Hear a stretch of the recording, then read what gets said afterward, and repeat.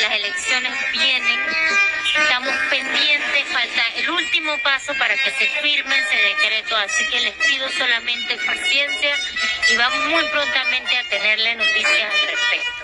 O sea, la comunidad de La Tranca, lo que habíamos pactado fue el día lunes, dar seguimiento al trabajo que se está haciendo en el equipo de gobierno nacional, en el caso de la viceministra, la representación del Ministerio de Obras Públicas. Pues.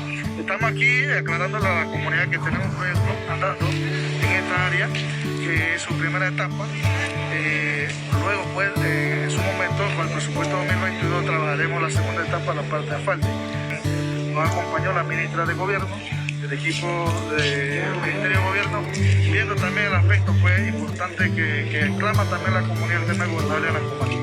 Esto sí creemos que es positivo, una reunión importante con la comunidad de acercamiento, es lo que tenemos que hacer como autoridad, porque muchas veces las informaciones no le llegan. No es la primera vez que venimos a la comunidad de Las Trancas. El ministro Rafael Sabón estuvo la semana pasada aquí inspeccionando los trabajos que inició el Ministerio de Obras Públicas, en donde es el mejoramiento del camino de 17 kilómetros, Llano Culebra, Las Trancas, Cerro Caña.